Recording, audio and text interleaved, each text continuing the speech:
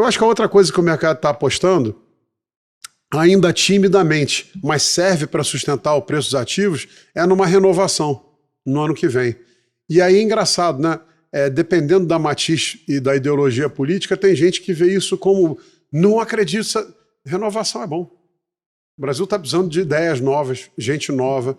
O Brasil precisa de trabalho, o Brasil precisa de foco, o Brasil precisa de plano, o Brasil precisa de estratégia de longo prazo, o Brasil precisa de política de Estado. E a gente não tem nada disso hoje, né? A gente anda passando aí por uma polarização e aí o pêndulo é engraçado, né? Parece vai direto para uma ponta, depois vai direto para outra, quando normalmente, né, as leis da física diriam que o pêndulo tende a vir para o meio, né? Ele vai, volta, vai se acomodando no meio, e o nosso pêndulo tá doidão, né? Então, assim, eu acho que o mercado aposta muito numa renovação ano que vem, e eu acho que a gente precisa do fim dessa polarização. Todos precisam.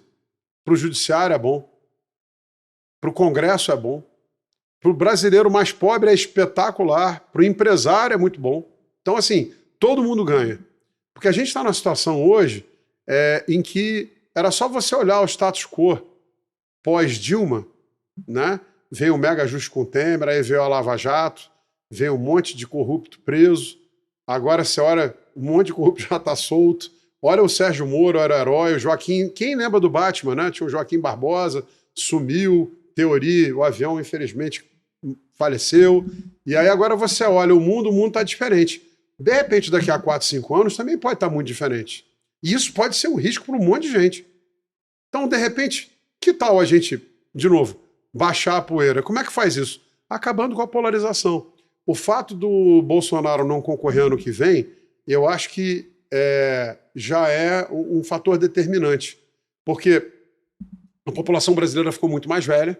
Na minha época de escola, faculdade, a pirâmide era assim, né? Quando eu digo que é assim, pessoal, assim, a população predominantemente mais jovem, né?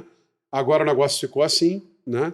Uma população mais conservadora, o crescimento dos evangélicos também, e isso se refletiu nas últimas eleições, 14, 16, 18, 20, 22, 24, sempre mais à direita. Congresso mais ao centro, mais à direita, com o crescimento da bancada rural, o crescimento da bancada evangélica.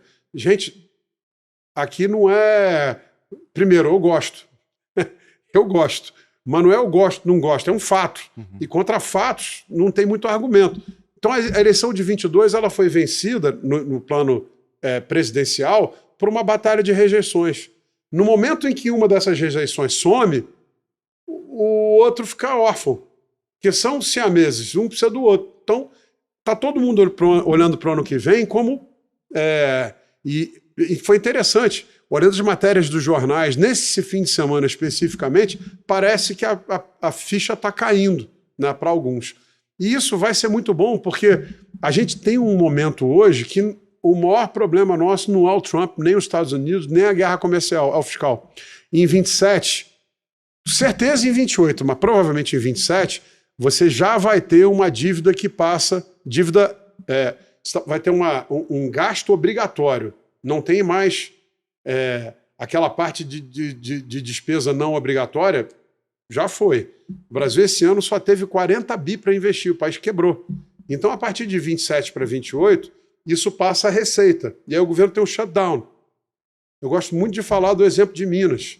O Zema, quando chegou, o governo de Minas pagava funcionalismo, previdência, bum, acabou o dinheiro. E aí, o que faz? Acabou. E o Congresso está de olho nisso, porque o político vive disso. Quem hoje se incomoda muito com emenda, orçamento secreto, você tem uma boa notícia, não vai ter mais emenda nem orçamento secreto. O cara vai viver a pão e água, e ele não quer. Então o centro está se organizando, e tem gente que vê nisso mal, malícia. Gente, a vida é assim. O centro está se organizando para sobreviver. Como é que ele sobrevive? Vai ter que ter um choque nas contas, que o governo não quis fazer ano passado. E não é difícil. A boa notícia, é fácil... Estou parecendo arrogante, não é. É fácil resolver. Todo mundo já sabe o que precisa fazer. Precisa tirar o crescimento do salário mínimo. Eu vou te corrigir agora a inflação, o governo está quebrado. Quando eu voltar a ficar com superávit, eu devolvo para você mais crescimento. Previdência, você que está aposentado, eu tenho que te proteger, você não pode ter perda real da Previdência. mas eu não consigo te dar nada mais do que isso agora. Inclusive, você não contribui mais para o futuro, você contribui para o passado. Tem até um argumento bem razoável. Vamos reduzir um pouco das exonerações. Inclusive, não é só o governo, setores privados que, via lobby no Congresso, se apropriam do orçamento, tirando dinheiro de quem mais precisa. Isso começou no governo Dilma, né? E hoje já é 7,2% do PIB. Há 4 anos atrás era 4%.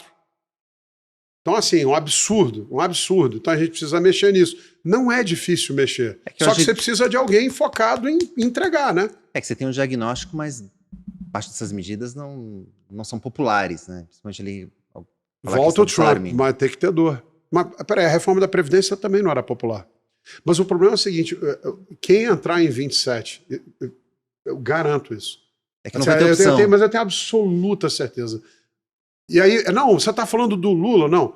O Lula, o Tarcísio, o Ratinho, vamos botar gente que eu acho que não vai ganhar a eleição, mas o Camilo Santana, o Haddad, não tem nome. O cara que sentar na cadeira em 27 e não endereçar o fiscal, a arma já apontou para a cabeça dele, aquele reloginho de areia virou, né? E vai cair. Eu acho que tem um ano de governo.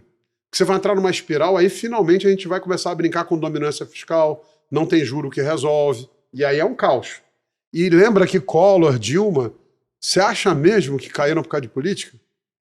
Caíram por causa de caos na economia, né? Que, por sinal, o impeachment serve para isso, para quando o negócio não tem mais jeito, ele dá um stop e fala, opa, reseta a máquina, começa tudo de novo. E o Congresso, de novo, está olhando, porque o Congresso não quer ficar sem orçamento. No momento que você chega nesse equilíbrio, você vai lá, salário, previdência, educação, saúde, opa, acabou o din-din, acabou. Como é que vai ficar sem entregar projeto, sem entregar uma escola, uma estrada? A motivação para o Congresso se movimentar nesse sentido vai ser grande. Né? Gigante. E, de novo, todos os outros poderes querem a mesma coisa. Vamos ser honestos, hoje a popularidade do Supremo é muito, muito baixa, até porque ele é associado ao governo. E o governo está indo mal economicamente. Ano que vem vai ser um ano de crescimento pífio, 1,5%. Com uma inflação mais baixa, 4,5%. Aí você perguntou juro. O Brasil hoje vive com juros reais de 10% ao ano, quase. E o Roberto Campos disse isso, parece que foi há 70 anos atrás. Há menos de 2 anos atrás. Ele falou, nosso juro natural, nosso juro neutro, deveria ser 4,5%. Então a gente deveria hoje estar com 9,5%. Só que se a gente estivesse entregando fiscal, o juro podia estar 7,5%, 8%. Não está porque a gente, literalmente, não está porque a gente, como nação, governo, executivo, não quer, né? Então, a gente hoje está pagando um juro desproporcional. Mas olhando para a inflação no ano que vem, juro, como você perguntou, pode cair? Pode. O juro brasileiro poderia estar ano que vem a 12,5%? Acho possível. Bastante provável. A um dígito, impossível. E o Galípolo é um que calou a boca de todo mundo, mostrando de novo as nossas conquistas institucionais, que a gente não falou disso. A gente fez muitas conquistas, muitas reformas. O Brasil hoje é um país melhor. Todo mundo lá em novembro, dezembro, dizia, não, esse rapaz vai vir, descer a lenha nas reservas internacionais, vai ajudar o governo, mesmo com a inflação para cima, ele vai jogar os juros para baixo. Olha a última ata, duríssima, né? Então ele afastou. Isso foi bom para o governo, mesmo pode ser até que tem gente do governo não acha, mas foi. Ele afastou o risco monetário. A gente ficou só com um problema fiscal, que é grave, né? Mas o risco monetário está controlado e é o que mantém o trem minimamente no trilho. Então, assim, eu vejo maneiras do Brasil se beneficiar e dos preços ativos melhorarem, eu vejo.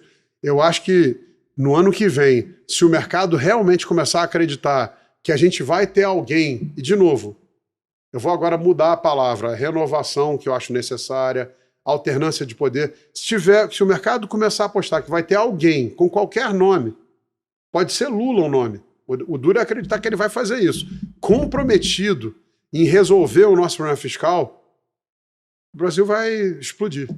Porque o Brasil está virando uma nação muito rica. Nesse caso, no bom sentido. Não, decolar. A gente hoje tem um setor externo fabuloso. A gente hoje não exporta mais, não depende de minério, de aço, a gente depende de alimento e petróleo, que todo é inelástico. Quem vai parar de comer ou usar energia? E o Brasil virou um centro estratégico global dos dois, né?